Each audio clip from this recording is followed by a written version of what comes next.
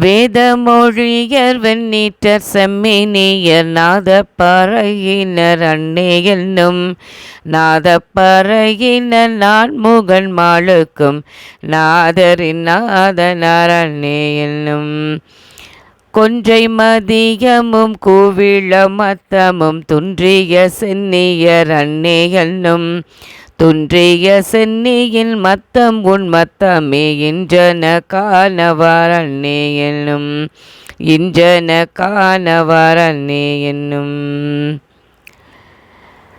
அனைவருக்கும் வணக்கம். உங்கள் அன்பு சகோதரி ஸ்வர்ணதா பேசுகிறேன். இன்று நான் பார்க்க இருப்பது ஒரு அற்புதமான நிகழ்வு. அவினாசி குளாலர் திருமண மண்டபத்தில் நடைபெற்ற முப்பெரும் விழா நிகழ்வில் சிவாகமம் அந்த அதில் உள்ள மைய கருத்துக்கள் வேதாகமம் பற்றி நம்ம என்ன மாதிரி செய்யணும், அது எப்படி அப்படிங்கிறத ரொம்ப அழகாக ஐயா அந்த இருக்கிற இதுலேயே இந்த சரியை கிரியை யோகம் ஞானம் அப்படிங்கிறது அங்கே உட்காந்து கவனிக்கிறதுல எது அப்படிங்கிறதோ இந்த பூசை செய்யும்போது எது அப்படிங்கிறதும் ரொம்ப அழகாக அவ்வளோ சிறப்பாக சொன்னாங்க. அந்த இவரும் அதே மாதிரி பார்த்திங்கன்னா ஒரு அரை மணி நேரத்துக்குள்ளே நிறைய திருமுறைகள் நடுவில் நிறைய திருமுறைகளோட விளக்கம், அந்த வேதாகமம் எப்படி முறைப்படுத்தப்பட்டுள்ளது, அதை எப்படி எல்லோரும் அதை தொடர்ந்து அவங்கெல்லாம் அதை முறையாக கடைப்பிடிச்சிட்டு வர்றாங்க.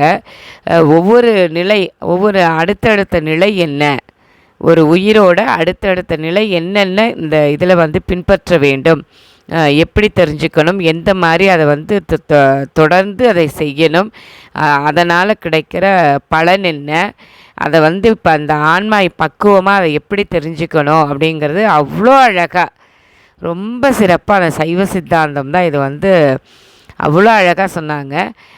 ஐயாவுடைய பெயர் இந்த முன்னாடியே அவங்களும் அறிமுகப்படுத்தியிருப்பாங்க, இருந்தாலும் நானும் சொல்லிடுறேன். சிவாகம வித்யாநிதி சிவஸ்ரீ சத்யோஜாத்த கார்த்திகேய சிவம்.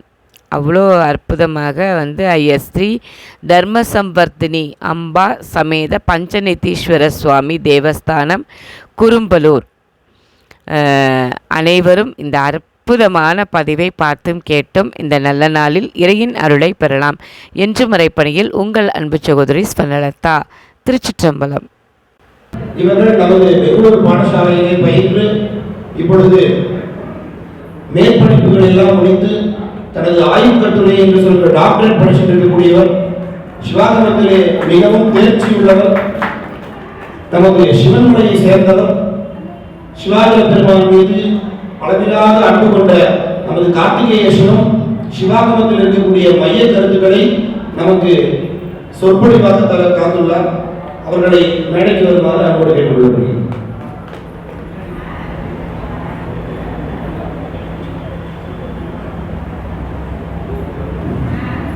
ஓம் நமः பார்வதி பதே ஹர ஹர மகாதேவ. அங்கனன் கையை காக்கும் மகன்களை பெருமை பூண்டு நம்புரு மரபற்கெல்லாம் முதற்குரு நாதனாகி பங்கைய திருவண்ணாமலை வேத்திர படை பொறுத்த செங்கேரன் பெருமான் நந்தி சீரடி கமலம் போற்றி. ஓம் ஹாம் சிவாய பரமகுரவே நமஹ. ஓம் ஹாம் ஈசான சிவாச்சாரிய பரமகுரவே நமஹ. எல்லாம் கொண்ட உதயபாலன் பரிபூர்ண திருவருளினாலும் எனது தீட்சா குருநாதரின் பரிபூர்ண ஆசைகளோடும் எனது ஆத்மார்த்த மூர்த்தியாக விளங்கக்கூடிய அருள்மிகு அன்னை ஸ்ரீ அரவணத்த நாயகி மனவர் ஐயாரப்ப பெருமானின் திருவடிகளை போற்றி பணிந்து இச்சபையில் வீட்டிருக்கக்கூடிய சிவாச்சாரிய பெருமக்களின் திருப்பாதங்களை வணங்கி இந்த ஞான வேள்வியிலே பங்கு கொண்டிருக்கக்கூடிய அடியார் திருக்கூட்ட அன்பர்களின் திருப்பாதங்களை சிறமேற்கொண்டு பணிந்து எனது சிறிய உரையை துவங்குகின்றேன். இந்த ஒரு ஆகார நேரத்தில் ரொம்ப தூய தமிழில் உரைநடை பேசியிருந்தால் அது இன்னும் தூக்கம் வந்துடும். அதனால கொஞ்சம் சுருக்கமாக என்னுடைய கருத்துக்களை கொடுக்க சொல்லியிருக்கேன். முதல்ல வேதாகம சிறப்பு, இதை பற்றி நீங்கள் ஆயிரம் நிறைய பேர் சொல்லிட்டே இருக்காங்க வேதாகம சிறப்பை பற்றி. ஆனாலும் நம்ம ராமலிங்கம் ஐயா அவர்கள் இந்த வேதாகம சிறப்புகளை சிவாச்சாரிய பெருமக்கள் மென்மேலும் எல்லோரும் கூற வேண்டும், எடுத்து இயற்ற வேண்டும் என்று ஒரு கருத்தை முன்வைத்தார். இதை நம்ம குளித்தலை ஐயா அவர்கள் சொன்னதாக மட்டும் பார்க்கக்கூடாது. இந்த இடம், இந்த கஷேத்திரம் அவிநாசி கஷேத்திரம். இந்த கஷேத்திரத்தில் சுந்தரமூர்த்தி சுவாமிகள் ஒரு தேவாரம் பாடியிருக்கார். உரைப்பார் உரை புகழ்ந்து உள்க வல்லார் தங்கள் உச்சியா என்று கூறுவார். உரைப்பார் உரை புகழ்ந்த ஒரு சின்ன பாலகனை முதலை உள்ளுக்குள்ள எடுத்துருது. அந்த பாலகனை வெளிக்கொண்டு வரப்ப சுவாமி பாடுறாரு, நான் சொல்றப்பா உரைப்பார் உரை சிவபெருமானோட முறையா இதை ஏற்றுக்கொண்டு நீங்க வரணும் அப்படின்னு சொல்லி ஆணையிட்டார்.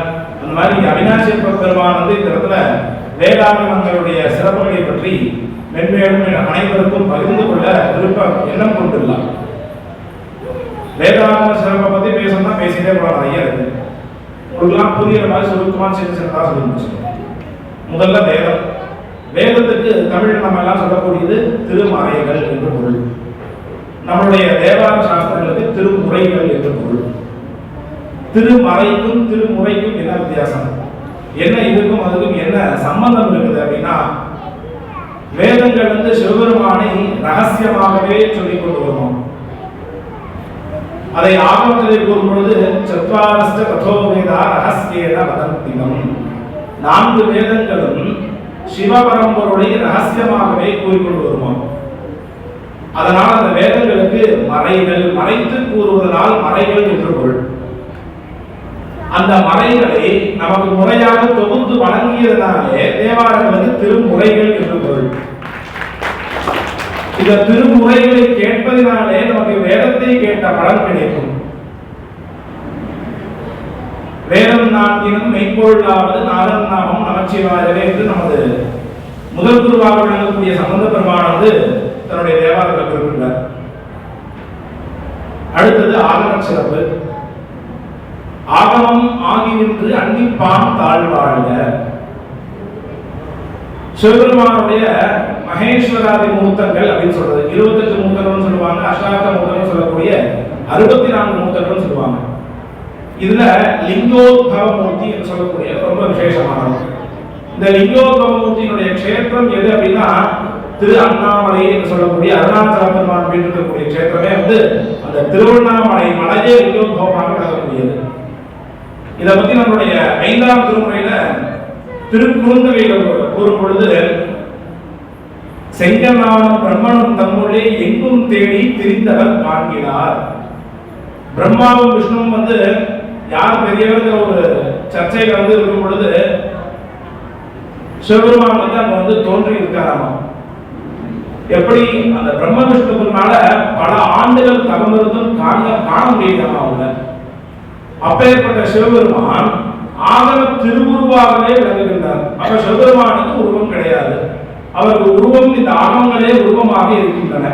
அப்பேற்பட்ட சிவபெருமானின் திருவுருவை பிரம்ம விஷ்ணுக்களாலே பிரம்மா விஷ்ணுக்களாலேயே கண்டுகொள்ள முடியவில்லை, நாமெல்லாம் ஏமாற்றோம்.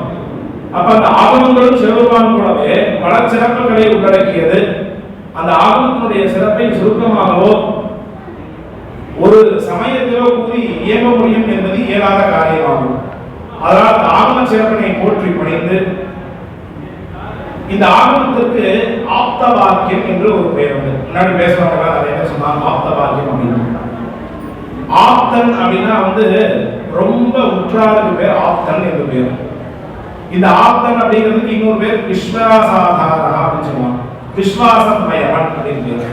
இந்த உலகத்துல யார் நமக்கு விஸ்வாசம் மயவர்கள்? நம்மளுடைய கணவன் மனைவி யார் கிடையாது. நம்ம இடுகாட்டுக்கு போகும் பொழுது மனைவியோ கணவனோ அந்த வீட்டோட நின்றுவாங்க. பிள்ளைகள் ஒரு வருடம் நம்மை பற்றி நினைப்பார்கள். அதற்கு அடுத்த காலம் அவர்களுடைய வேலை பணிகளை துவங்கி சென்று கொண்டே இருப்பார்கள். மற்ற இந்த உலகத்தில் இருக்கக்கூடியவை அனைத்தும் கடந்து சென்று கொண்டே இருக்கும்.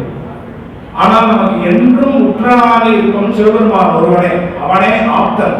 இன்னும் சொல்ல போனால் சிவபெருமானுக்கு பசுபதி என்று பெயர். நமது கொங்கு 7 ஸ்தலங்களிலே கருப்பூர் ஆளுகை என்று சொல்லக்கூடிய திருக்கரூர் கஷேத்திரத்திலே பசுபதீஸ்வர பெருமான் என்று பெயர் அவருக்கு. பசுபதி என்றால் பசுமான் பதிகி, பசுக்களுக்கெல்லாம் தலைவனாக விளங்கக்கூடியவன், பதியாக விளங்கக்கூடியவன், அதனால் பசுபதி என்று பெயர். அந்த பசுபதி ஒருவனே ஆப்தன். ஆப்தன் ரொம்ப ரொம்ப நம்ம ஆன்மாக்களுக்கெல்லாம் உற்றவனான அவன் ஒருவனே. அவன் கூறிய வாக்கியங்கள், அவன் கூறிய திருவார்த்தரே ஆப்த வாக்கியம், ஆகமம் என்று. சரி, இந்த ஆகமத்தை பத்தி நிறைய திருமுறை திருவாசகங்கள்ல பல இடங்கள்ல பலவாறு சொல்லப்படுது. ஆனா முக்கியமா நமக்கு தெரிஞ்சதுன்னா ஒரு சில ஆகமம்ங்கிற பேர் வர இடத்துல மட்டும்தான் நம்ம அதை புரிஞ்சுக்கிறோம். ஆனா பல இடங்கள்ல எப்படி வேதங்கள் ரகசியமா சிவபெருமான் பரம்பரை என்று கூறுகின்றதோ, அது போலவே நமக்கு முன்னோர்கள் ரகசியமா ஆகம வேதாகமங்களுடைய பெயர்களை எல்லாம் கொடுத்து வச்சிருக்காங்க. நம்மளுடைய திருவாசகத்துல மாணிக்க வாசகர் பிறந்தவை கோயில் மூத்த திருப்பதிகள் என்று ஒரு பதிகம் உண்டு. அந்த பதிகத்துல கூறும் பொழுது, சிரிப்பார் தனிப்பார் தேனிப்பார் திரண்டு திரண்டு உன் திருவாரத்தை விரிப்பார். ஒரு அடியார் பெருமக்கள்லாம் ஒரு இடத்துல கூடி இருக்காங்கன்னா என்ன பண்ணுவாங்க அப்படின்னு அவர் சொல்றாரு. சிரிப்பார், சிவபெருமானை பத்தி புகழ்ந்து புகழ்ந்து பேசி சிரிப்பாங்களாம். கணிப்பார், அவரை பத்தி எவ்வளவு கனிவானவர், எவ்வளவு கருணையானவர் சிவபெருமான் அப்படின்னு நினைச்சு அவருடைய வீர செயல்களை எல்லாம் நினைச்சு ரொம்ப கணிந்து பேசுவார்களாம். தேனிப்பார், சிவபெருமானை நினைத்து சுவைத்து பார்ப்பார்களாம். எப்படி உள்ளம் உணர்ந்து அந்த சுவையை பருவது தேனிப்பார். திரண்டு திரண்டும் திருவார்த்தை விரிப்பார். எல்லாரும் சேர்ந்து உன்னுடைய திருவார்த்தை எது? ஆகமங்கள். அந்த ஆகமங்கள் ஆகம சாஸ்திரத்தில் சொல்லியிருக்கக்கூடிய ஞானத்தை, பதி பசு பாஷ ஞானம் என்று சொல்லக்கூடிய சித்தாந்த ஞானத்தை பற்றி பேசுவார்களாம். விரிப்பார், கேட்பார், மெச்சுவார். பேசவும் செய்வாங்களா? இங்க ஒருத்தர் பேசிட்டு இருக்கோம், அங்க நீங்க எல்லாம் கேட்கறீங்க, அதையும் சொல்றார். விரிப்பார், கேட்பார். கேட்ட உடனே ஐயா எந்திரிச்சு அதை பத்தி மெச்சி பேசுறாரு இல்லையா, மெச்சுவார். இதெல்லாம் ஆன்மீக சொல்ற, நம்ம யாரும் சொல்ல கிடையாது. வெவ்வேறு இருந்து உன் திருநாமம் தரிப்பார். இங்க இருக்கக்கூடிய எத்தனையோ அடியார்கள் பார்த்திருக்கீங்க, இதுல எத்தனையோ பேருக்கு சுவாமியுடைய திருநாமம் சொல்லப்பட்டிருக்கும். அதெல்லாம் வெவ்வேறு ஒவ்வொருத்தருக்கும் ஒவ்வொரு திருநாமம். ஒருத்தர் பசுபதி இருப்பார், ஒருத்தர் கணபதி இருப்பார், ஒருத்தர் சிவன் இருப்பார், ஒருத்தர் ஆரூரன் இருப்பார், ஒருத்தர் நம்பியாரூரன் இருப்பார். இந்த மாதிரி பல திருநாமங்கள், திருநீலகண்டன் ஒருத்தர் இருப்பார். இந்த மாதிரி பல திருநாமங்களை நாம் எல்லாம் தரிச்சுட்டு இருக்கோம். அந்த திருநாமங்கள் எல்லாம் வெவ்வேறா இருந்து அந்த திருநாமங்களை எல்லாம் கூறுவார்களாம். இப்ப நான் இங்க இருந்து ஒருத்தர் கூப்பிடுறேன் அப்படின்னா, அந்த ஒருத்தர் முன்னாடி இருக்கார் அப்படின்னா அவருடைய பெயரை சொல்லி அழைப்போம். அந்த பெயர் சிவபெருமானுடைய திருநாமமா இருக்கும் அப்படிங்கிறதெல்லாம் இதுல குறிப்பிடுற. பொன்னம்பலத்தாடும் தலைவா என்று அவர் முன்னே நரிப்பாய் நாயே இருப்பேனோ நம்பி இனித்தான் நல்காயே என்று இப்படி அடியார் கூட்டத்தின் நடுவே நாம் இருப்பதற்கு நீ அருள் புரிய வேண்டும் அப்படின்னு மாணிக்கவாசகர் பிறந்தகையானவர் வேண்டியிருந்தார். அப்படி இருக்கும்பொழுது ஒரு இடத்துல இத்தனை பேர் விபூதி ருத்ராட்சங்களை எல்லாம் அணிந்து கொண்டு அவர்கள் முன்னே இருப்பது என்பது மிக பெரும் பாக்கியம். அப்பேற்பட்ட பாக்கியத்தை இன்னைக்கு நம்ம சாமி கொடுத்திருக்கார். அப்பேற்பட்ட சிறப்பையுடைய ஆகமங்கள், ஆப்த வாக்கியம் அப்படின்னா ஆகமங்கள். ஆப்தம் என்றால் சிவபெருமான், சிவபெருமானுடைய திருவார்த்தை என்பது ஆகமங்கள். அந்த திருவார்த்தை பல இடங்களிலே இவ்வாறு மறைமுகமாக நம்ம சமயாச்சாரிய பெருமக்கள் எல்லாம் குறிப்பிட்டுள்ளனர். அடுத்ததாக இந்த ஆப்த வாக்கியம் 3 பொருள்களை உணர்த்தப்படுது. அதை எல்லாரும் சொல்லியிருப்பாங்க, பொழுதும் தெரியும், பதி பசு பாசம். அடுத்து 4 பாதங்களை உள்ளடக்கியது: சரியை, கிரியை, யோகம், ஞானம். இதுல சரியா பாதம் அப்படின்னா திருவிளக்கிடுதல், மெழுகுதல் போன்ற கிரியைகளை எல்லாம் உள்ளடக்கியது. அடுத்து கிரியாபாகம் என்பது பூஜையை செய்வது. அந்த பூஜையை உணர்ந்து இருப்பது யோக பாதம். அதனிலே மோன நிலையிலே இருப்பது, சிவானந்த பெருநிலையிலே இருப்பது ஞானம் என்றும் குறிப்பிடப்படும். சரி, இதுல ஏதோ ஒன்றை மட்டும் சென்று சுவாமியை போய் அடைய முடியுமா அப்படின்னா முடியாதுன்னு சொல்லி சிவபெருமானே சொன்னார். கிரியா சரியா சமோபேதம் யோக ஞானான் விதம் பரம். சரியை, கிரியை, யோகம், ஞானம் ஆகிய 4 பாதங்களை அனுஷ்டித்தால் மட்டுமே பரம்பொருளாகிய சிவபெருமானை அடைய முடியும். அப்ப அந்த 4 பாதங்களையும் நம்ம அனுஷ்டிக்கிறோம் இல்லையா, அதற்கு என்ன வழி? அதற்கு ஏதோ ஒரு வழி வேணும், நமக்கு ஏதோ ஒரு மார்க்கம் வேண்டும். அதற்கு தான் நம்முடைய முன்னோர்கள் நாயன்மார் பெருமனுடைய வரலாறு நமக்கு கொடுத்துருந்தாங்க. ஏதோ ஒரு நாயன்மாருடைய வரலாறு மட்டும் கொடுத்திருந்தா இதுதான் இது ஒண்ணுதான் வழி நினைச்சு நம்மளாம் அப்படியே இருந்திருப்போம். ஆனா நமக்கு 63 நாயன்மார்கள், 63 வரலாறு பலதரப்பட்டது. ஒவ்வொருவருடைய வரலாறும் ஒரு குறுகிய இதுல அடையக்கூடியது. இதுல நம்பினம்பியடிகள் வெறும் தீபம் மட்டும் போட்டார், சிவபெருமானை போய் சேர்ந்தார். குங்குளிங்களை நாயனார் தூபம் மட்டும் விட்டு சிவபெருமானை வைத்தார். ருத்ரபசுபதியார் வேதம் என்பது பெருங்கடல். அதுல ஒரு ருத்ரம் சொல்லக்கூடிய ஒரு மந்திரம், அந்த ருத்ர மந்திரத்தை மாத்திரம் ஜபித்து சிவபெருமான் திருவடியை அடைந்தார். இதுல முக்கியமா சொல்லக்கூடியது குரு லிங்க சங்கம வழிபாடு. இந்த குரு லிங்க சங்கம வழிபாடு என்பது ரொம்ப முக்கியம். இதுல எப்படி குருவை மட்டும் வச்சு நம்ம போக முடியும் அப்படின்னா, ஒரு சின்ன உதாரணம் சொல்றேன். ஒரு பெரிய ஆற்றங்கரை இருக்குது, அந்த ஆற்றங்கரையை ஒரு தோணியை கொண்டு நம்ம கடக்க போகணும் அப்படின்னா நம்ம என்ன பண்ணுவோம், அந்த தோணியை ஓட்டக்கூடிய ஒரு நபர் அங்கே இருப்பார், படகோட்டி இருப்பார். அவரை நம்பி அந்த தோணியில ஏறி உட்காருவோம். உட்கார்றது மட்டும்தான் நம்ம வேலை, அந்த ஆற்றை கடந்து கொண்டு போய் விடுறது அவருடைய வேலை. இதுல என்ன நமக்கு அங்க இருக்கிறதுனா, அந்த தோணியை ஓட்டக்கூடியவர்களால் நமக்கு இருக்கக்கூடிய நம்பிக்கை, அதுதான் குருநாதர். குருநாதர் வந்து அந்த படகோட்டி மாதிரி, அவரை நம்பி நீங்க அந்த தோணியில ஏறி உட்காருங்கன்னா இந்த சம்சாரமாகி சாகரத்தை தாண்டி நம்மளை போய் விட்டுவார். கண்ண மூடி உட்கார்ந்தா மட்டும் போதும். அந்த மாதிரி குருநாதருடைய திருப்பாதங்களை பற்றி கொண்டால் மட்டுமே போதும், நம்ம வந்து சிவபெருமானுடைய திருவடியை சென்றடையலாம். வந்து ரொம்ப எளிமையான வழி. அடுத்து சங்கம வழிபாடு, குரு லிங்க சங்கம வழிபாடு. அடுத்து லிங்கமூர்த்தி வந்து கடைசியா நம்ம போவோம். சங்கம வழிபாடு இந்த மாதிரி அடியார் பெருமக்கள் எல்லாம் சேரக்கூடிய திருக்கூட்டங்கள், திருவிழாக்களுக்கு எல்லாம் செல்ல வேண்டும். சென்று அடியார் பெருமக்கள் எல்லாம் எப்படி சிவபெருமானை நினைத்து நினைத்து உருகி உருகி காதலாகி கசிந்து கண்ணீர் வழியே அவரை போற்றுகின்றனர் என்பதை பார்த்து நாமும் அவரை போல் நடித்தாவது இந்த சிவபெருமான் திருவடியை அடைய வேண்டும். ஏன்னா இங்க இருக்கிறவங்க எல்லாருக்கும் நம்ம எல்லாத்துக்கும் வந்து சுவாமியை வந்து உடனே உணர முடியுமா அப்படின்னா சத்தியமா தெரியாது. ஆனா அந்த மாணிக்க வாசகரே வந்து சொல்ற, நரிப்பாய் நாயேன் இருப்பேனோ நம்பி இனித்தான் நல்காயே அப்படின்னு சொல்றாரு. நாயே ரொம்ப சின்ன பையன், நான் வந்து இந்த அடியார் கூட்டத்துக்குள்ள இருக்கிறதுக்கு ஒரு அருள் புரிய மாட்டியா சொல்லி மாணிக்கவாசகர் பெருமானே கேட்கிறாரு. நம்மளாம் ஏமாற்றோம். அப்ப நம்ம வந்து அந்த அடியார் திருக்கூட்டத்துக்குள்ள இருந்து இந்த சிவ வேஷத்தை தரித்து கொண்டு விபூதி ருத்ராட்சம் வந்து பஞ்சாட்சர மந்திரத்தை திருநாவிலே தரித்து கொண்டு இருக்க வேண்டும். இங்க நம்ம கொங்கு 7 ஸ்தலங்கள், வந்து கொடுமுடி ரொம்ப விசேஷம். 3 பாடல் பெற்ற ஸ்தலம். அது வந்து 3 தேவாரம் அற்புதமான தேவாரமா அமைஞ்ச ஒரு ஸ்தலம். அது வந்து அதுல பார்க்கும் பொழுது சுந்தரமூர்த்தி சுவாமியுடைய தேவாரம் மற்றபற்ற நம்பினா என்கிற பாலமே மனம் பாவித்தேன் என்று சொல்லக்கூடிய பஞ்சாட்சர திருப்பதிகம்.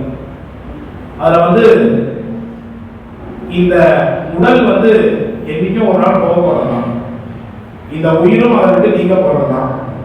ஆனாலும் அந்த இந்த உடலும் உயிரும் நீங்கினாலும் இந்த நான் வந்து இந்த பஞ்சாட்சரத்தை மறக்காதுப்பா அப்படின்னு சொல்றாரு. என்ன காரணம் அப்படின்னா, நிச்சயமா அந்த பஞ்சாட்சரத்தை சொல்லிட்டே இருக்கிறதுனால. அப்ப இந்த அடியார் மக்களுடைய திருக்கூட்டத்திலே கலந்து கொண்டு சிவபெருமானை பற்றி புகழ்ந்து பேசி சிவபெருமானுடைய சிறப்புகளை சிந்தித்து சிவபெருமானுடைய அட்ட வீரங்களை நாம் போற்றி புகழ்ந்து இருப்பதனாலேயே நமக்கு முக்தியானது கிடைக்கும். இதுவும் ஒரு வழி. அதற்கு அடுத்ததாக லிங்க வழிபாடு. இந்த லிங்க வழிபாடு இது எல்லாத்தையும் விட ரொம்ப இனிமையானது, ரொம்ப எளிமையானது லிங்க வழிபாடு. எல்லாரும் வந்து தீட்சை வாங்கி சிவபூஜை பண்ணோம் அப்படின்னு ஐயா சொல்லிட்டே இருக்காரு. ஆனா நீங்க தீட்சை வாங்கிக்கிறது அப்படின்னா எல்லாத்துக்கும் ஒரு பெரிய ஒரு கேள்விக்குறியா இருக்குது. தீட்சை வாங்கிக்கலாமா, வாங்கினா எப்படி இருக்கணும், எப்படி இருக்கணுமா, அப்படி இருக்கணுமா, ஏகப்பட்ட உள்ளுக்குள்ள வந்து சந்தேகங்கள்லாம் வந்து எடுத்துக்கொண்டே இருக்குங்க. ஆனா இந்த மாதிரி ஒரு குருநாதர் கிடைத்தார் அப்படின்னா கண்ணை மூடி நம்ம தீட்சை வாங்கிக்கணும். வாங்கிட்டு சிவபூஜை பண்றோம். சிவபூஜை எடுத்துக்கொண்டால் அந்த சிவபூஜையில 4 பாதங்களும் அடங்கிவிடும். சரியை, கிரியை, யோகம், ஞானம் சொல்லக்கூடிய 4 பாதங்களும் ஒரு அடங்கிடும். எப்படி அப்படின்னா, சிவபூஜை நீங்க எடுத்துக்கிட்டீங்க அப்படின்னா நிச்சயமா சுவாமிக்கு விளக்கு போடணும். சிவபூஜை ஆரம்பிக்க விளக்கேற்றணும். விளக்கேற்றி தூபம் காமிச்சு அதெல்லாம் பண்ணுறீங்க. அது சரியா பாதத்தை போய் சேர்ந்தது. அடுத்து செய்யக்கூடிய பூஜை கிரியை பாதத்தை சேர்ந்தது. அந்த பூஜையிலே சமாதி நிலையில் அமர்ந்திருக்கும் நேரம் யோக பாதத்தை சேர்ந்தது. அந்த பூஜையினால் நமக்கு கிடைக்கக்கூடிய சிவானந்தமானது ஞானத்தை சேர்ந்தது. ஆக 4 பாதங்களையும் உள்ளடக்கியது சிவபூஜை. அந்த சிவபூஜையில வந்து முகுனிங்களை வெறும் தூபம் மட்டும் போட்டு சிவபெருமான். ஆனா நம்ம டெய்லி சாமிக்கு தூபமும் காமிச்சு தீபமும் போட்டு நிவேத்தியமும் வந்து அவருக்கு 2 அட்டபுஷ்பத்தையும் சாத்தி நம்ம வழிபட்டோம்னா அதனுடைய பயனை வந்து இந்த ஜென்மம் 7 ஜென்மம் எடுத்தாலும் அதை பற்றி சொல்லவே முடியாது யாருனாலும். அப்பேற்பட்ட சிறந்த சிவபூஜை அனைவரும் தீட்சை பெற்றுக்கொண்டு முறைப்படி ஆச்சாரியர்களை தீட்சை பெற்றுக்கொண்டு சிவபூஜையை செய்ய வேண்டும். ஒரு ஒரு சம்சார சாகரத்தை கிடக்கிறத வந்து ஒரு தோணியை கொண்டு சொன்னேன். அதுல படகோட்டி இல்லைன்னா நம்ம யாராவது ஏறுவோம் முடியாது. அப்ப நமக்கு குருநாதர் ரொம்ப ரொம்ப ரொம்ப முக்கியம். அந்த சிவபூஜையை செய்யும் பொழுது குரு லிங்க சங்கம வழிபாடு சொல்லக்கூடிய மூன்றும் அது அடங்கி போயிருக்கும்.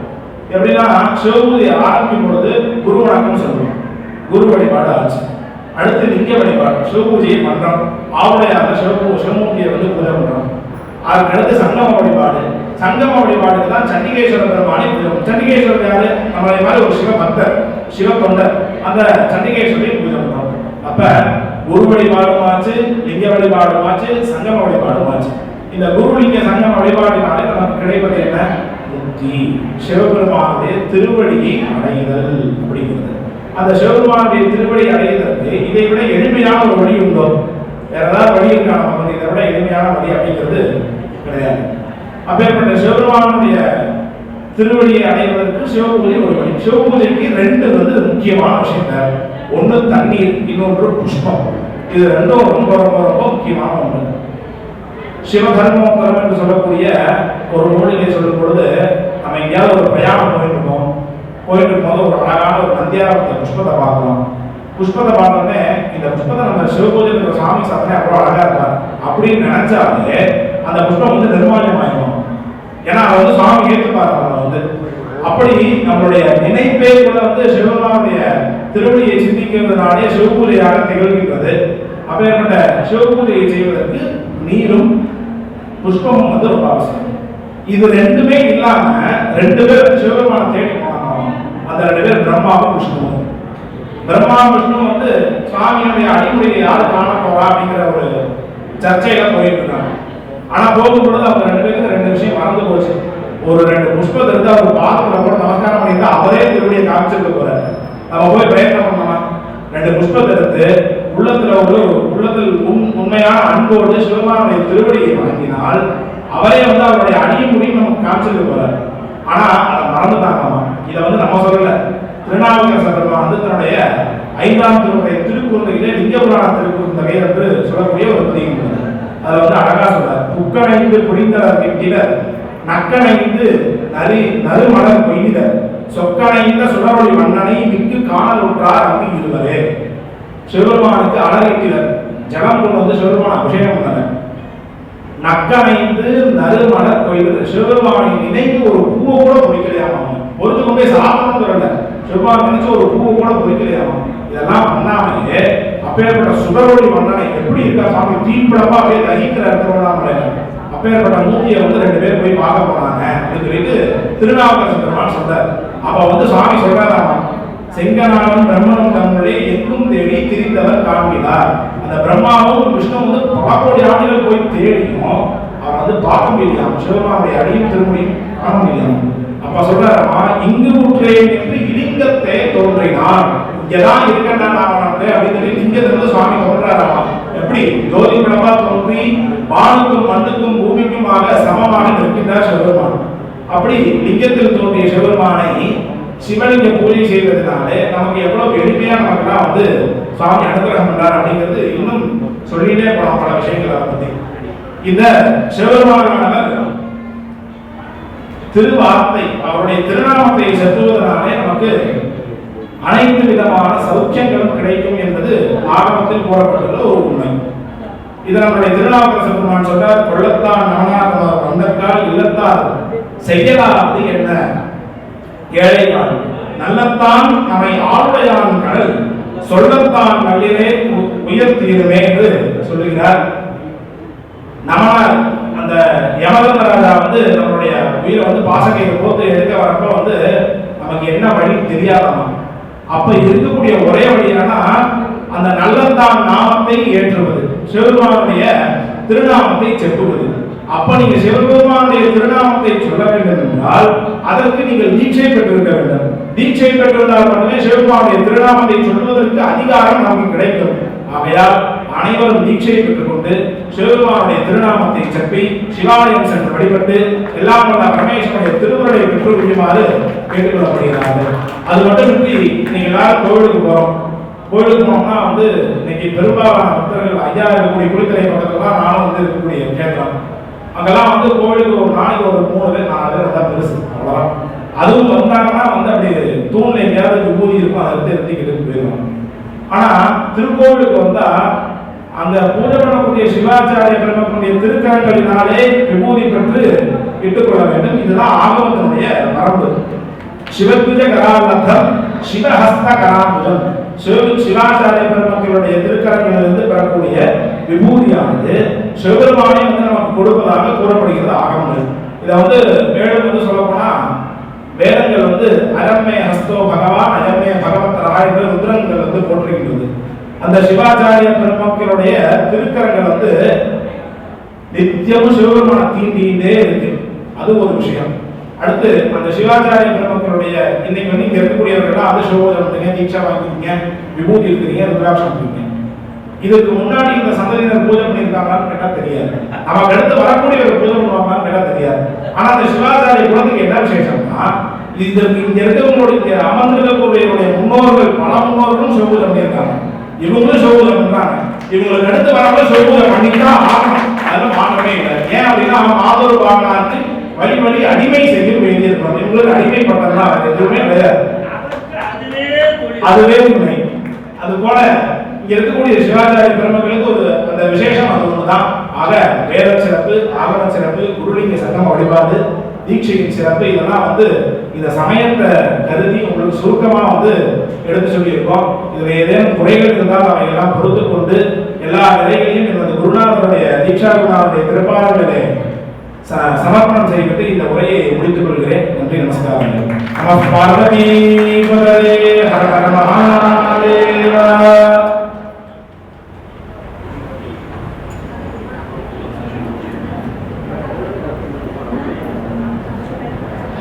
சரியை கிரியை யோகம் ஞானம் என்பதை பற்றி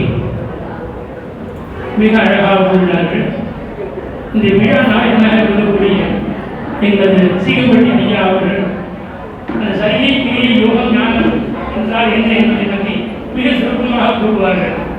இந்த ஞான விழாவிற்கு வர வேண்டும் என்பது சரியை, அதற்காக உடைகளையெல்லாம் எடுத்துக்கொண்டு இங்கே வருவது கிரியை, இங்கே வந்தாலும் என்ன பேசுகிறார்கள் என்று கேட்பது யோகம், அந்த கேட்டவற்றை திருப்பி சிந்திப்பதை கிடைப்பது ஞானம் என்று அடிக்கடி சொல்வார்கள். அதை நான் பலமுறை கேட்டுள்ளேன். அது அவர்களை நான் கற்ற ஒரு குரு வழிமுறை என்பது இந்த தர்மத்தை தெரிவித்துக் கொண்டு எல்லோருக்கும் சிவஞானம் அவருடைய எமது சத்துர கார்த்திகை சிவமேகன் அவர்களுக்கும் சிவாங்க வித்யாவிடம் என்கின்ற கட்டத்தை தந்துவரை அவர்களுடைய வாக்கானது உலகத்துக்கும் வர வேண்டும் என்று இந்த ஞான சபையிலே காத்துக் கொள்கின்றோம். சிவகாம வித்யாவிபூஷன் சத்யோஜாத கார்த்திகை சிவம், சிவகாம வித்யாவிபூஷணம் சத்யோஜாத கார்த்திகை சிவம், சிவகாம வித்யாவிபூஷணம் சத்யோஜாத கார்த்திகை சிவம். ஹர ஹர நம பார்வதி பதயே